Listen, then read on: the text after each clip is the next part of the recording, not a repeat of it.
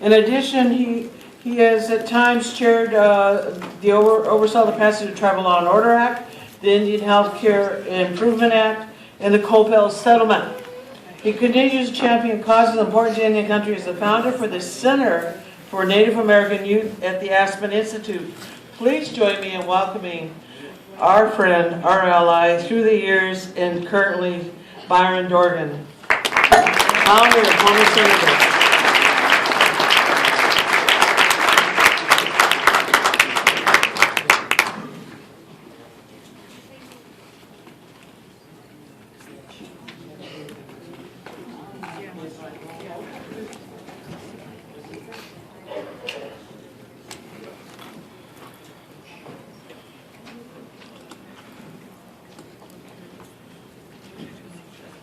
Well, ladies and gentlemen, it's nice to see all of you. What a great sight to come to the NCAI and to see Jefferson.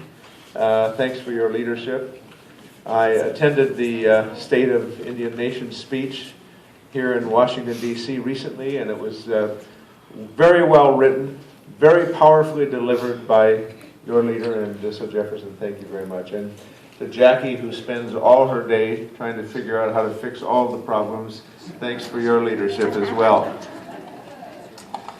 So, I left the Congress 2 years ago, and after 30 years, it's a long time, and I stopped in Bismarck, North Dakota following that, and I got off the Delta Airlines, and I walked into the terminal, and some elderly woman, probably in her 80s, saw me, and she gently touched my elbow as I walked past, and she said, "Senator Dorgan, I am so sorry that you expired." I said, "No, I didn't expire. I just retired from the Congress." And so I'm doing a lot of other things. I got a new book coming out this July, my 4th book, and I'm teaching at Georgetown University. Just doing a lot of things.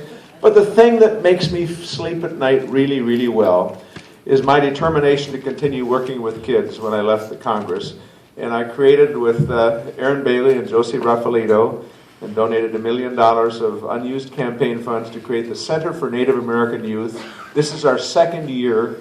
Thanks to NCAI for its support. Jefferson Keel is on our board of advisors. And so thanks for your support. It means the world to me. We are determined to work with tribal leaders, with parents, with educators and kids to improve lives and save lives. And I want to tell you one more thing.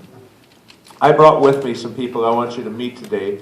But, the New York Times did what most newspapers do.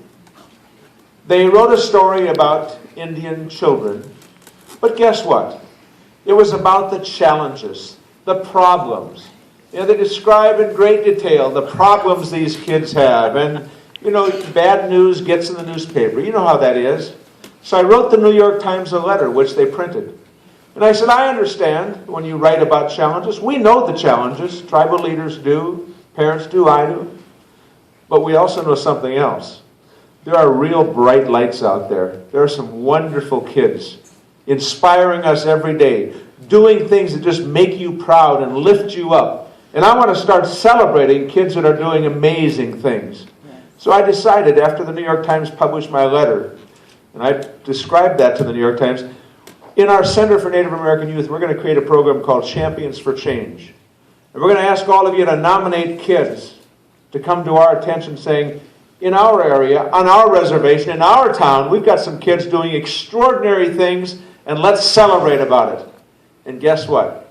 We chose for the first year now 5 Champions for Change. We're going to do this every year. 5 kids from across this country who are doing extraordinary work. I'm going to introduce them to you. I want to introduce you to a young man named Dakota Brown from Jackson, California. Dakota, why don't you come on up? I want to tell you what Dakota did. I want to tell you what this young man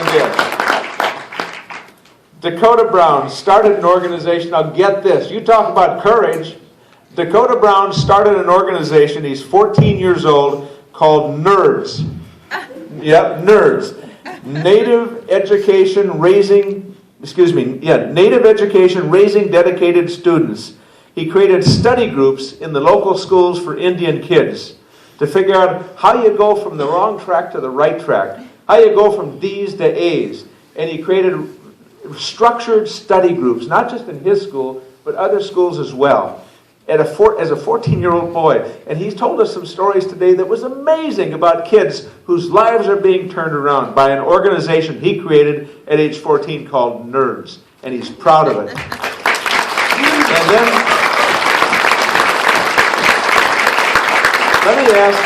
let me ask Sierra Fields to come forward. Sierra Fields is also 14 years old from Fort Gibson, Oklahoma.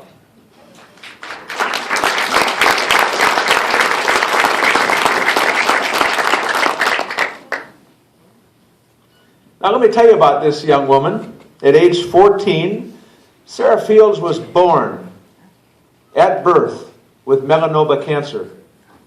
I've never heard of that before. But this young woman, this young girl with cancer, began treatments. And she wears a bracelet that says, I had it at home last night. She gave it to me yesterday. And I looked at it when I got home last night about 10 o'clock. It's a little rubber bracelet that says, "Kickin' Cancer." She beat cancer. But that wasn't enough. She created an organization, and she's out speaking at schools in Oklahoma to Native American youth saying, here's the road to good health. Here's the tips to cancer detection. She's going school to school and creating information for kids and alerting kids to what is possible to protect your health. She's saving lives, this young woman at age 14.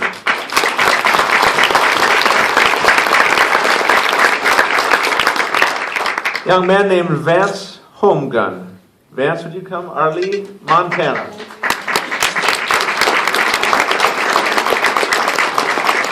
Now, I'll tell you about Vance. Vance is 19 years old, and as I said, he's from Arlene, Montana, and he decided, he was introduced by his aunt to Salish language, the Salish language, and all of a sudden he became very interested, and he decided, you know what, I've got to become fluent and dedicate myself to preserving the Salish language.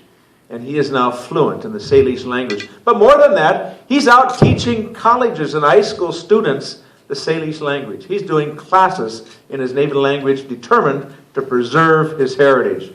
What a wonderful young man at age 19.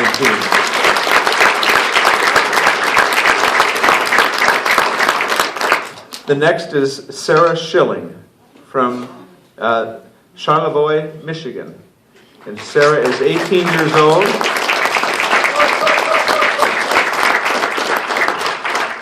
Sarah is 18 years old, and she did what's really hard to do. You know, all of you on the councils, right, and chairs and so on, you know and I know that change is really hard, isn't it? Isn't change hard? And so this young woman, she went to the Little Traverse Bay Band of Indians in Michigan and said, I want to start a youth council. I don't just want to start a youth council. I'm going to write a constitution for it, and I'm going to write bylaws, and we're going to be a part of what's going on around here. Well, that went over real well, but you know what? She started the youth council, and it's making a difference. It's involving youth in the activities of their tribe in a very real way. That's at age 18 years of age. So, congratulations. And finally, another champion of change. These are four, and here's the fifth. His name is Joaquin Gallegos. And he is from Denver, Colorado.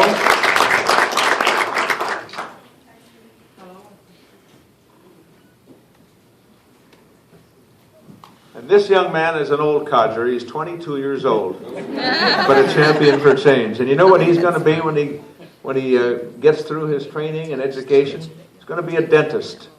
And why is that? Because he began really taking a look at what's going on Indian reservations with respect to dentistry and oral health. And he understood what you and I understand. I mean, I've seen it, and I've heard it.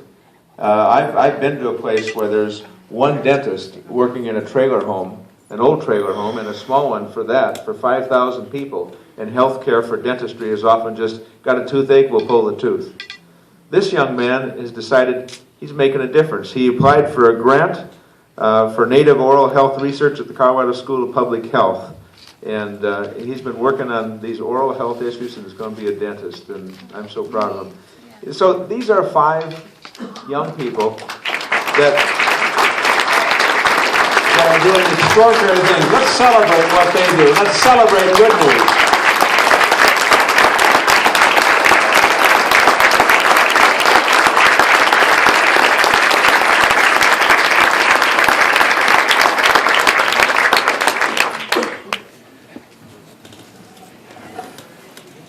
So, one more point, then I want to do something before I leave. I want to ask each of these young folks just to say a word to you, what tribe they're from, and maybe give you a word of inspiration. This is the first year we have done this at the Center for Native American Youth. We're going to be in touch with all of your tribes again, because a year from now, we're going to continue this program. Every year we're going to have Champions for Change. We're going to hold up and celebrate good news for a change, because there's a lot of good news out there. These 5 represent thousands of kids that we could highlight today to say good things going on. And for a change, we're going to recognize it. So when we contact you and say, you want to nominate somebody for a Champion for Change award, I hope you'll take a look at it in your tribe. Pick one of those kids out and say to them, good for you. We're really pleased. We're proud of what you do. And we want to lift you up and say to the world, you're important to us. You have those in your tribes. I know you do. So when we ask you to nominate somebody, I hope you'll think about that and do that. So now let me exit the stage. I want to finally say that Aaron Bailey, who is the director of the Center for Native American Youth, and Josie Rafaelito, who's the program manager, do extraordinary work. They have been so important to me in putting together a nonprofit from scratch, from start. We've been recognized by the Kellogg Foundation, the Casey Foundation, and so many others. And we're reaching out to you, to the tribes, to parents, to kids, trying to make a difference. And I go to sleep at night thinking that one way or another, we're going to improve lives and save lives working with you, with every one of you in this room. So now, let me ask, if I might, to have these wonderful young people that I've gotten to know the last couple of days step forward to the microphone and tell you and let you see why I am so enormously proud of 5 young Native Americans who are proud of the work they're doing. Ani, Sarah Schilling in Digikas, Chichak in Norum, Badazge, Mishike in Donjwa, Wokanoxing, Eskanichik, Odawandao. Hello everyone, I'm Sarah Schilling. I'm from the Little Traverse Bay Bands. I'm Crane Clan from Petoskey, Michigan, and I'm really happy to be here and be involved with the Champions for Change program. And I want to thank Senator Dorgan while I have the chance in front of all you tribal leaders for the work he's done, and thank the employees for the Center of Native American Youth for this magnificent opportunity. So, thank you.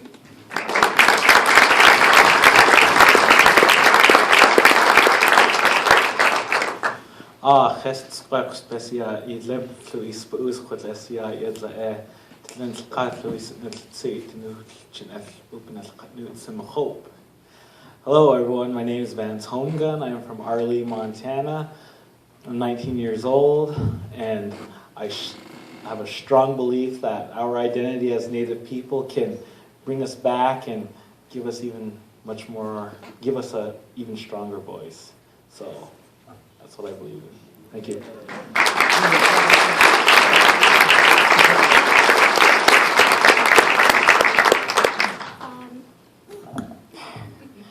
Oceanigada, ustiausho gesti dakoda Juska kwashi disoyan I Oklahoma.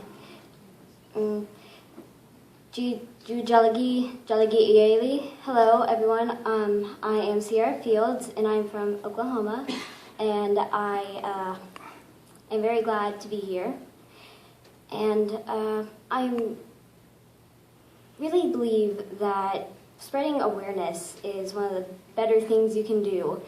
The best way to stop something is just to help prevent it overall. So, thank you.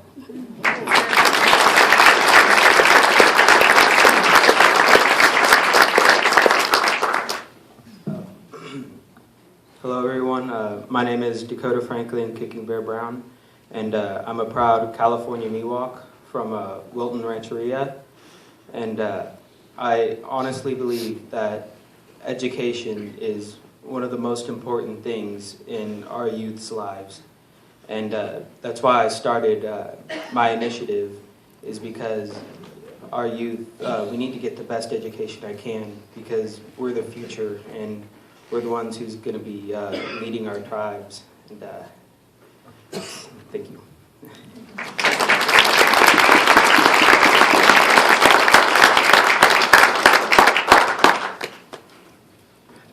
Danshu, everybody. My name is Joaquin Gallegos. I'm from the Hickory Apache Nation and the Pueblo of Santa Ana. I'm here today because I need your support and your help for the progression of Indian oral health care delivery system. Currently in Title 10 of the Affordable Care Act, there's language written in there that prohibits the use of dental health aid therapists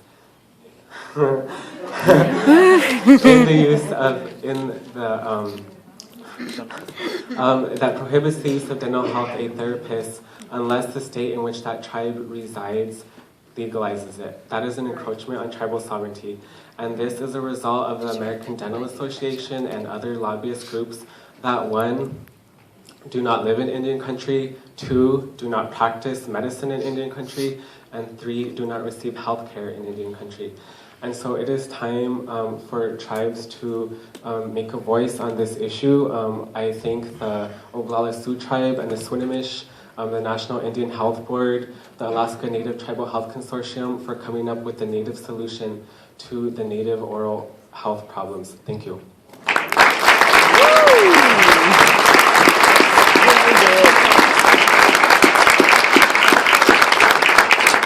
So now you see what I mean. They are 5 extraordinary young people, and they're going to go to the White House with me tomorrow. There's this old saying, which I've said to you before, bad news travels halfway around the world before good news gets its shoes on.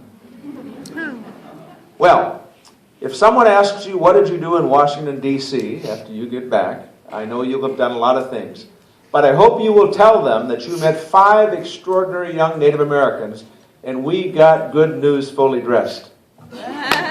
We are determined to lift up good news and celebrate good news, and this is just the start. Thank you very much. God bless you all.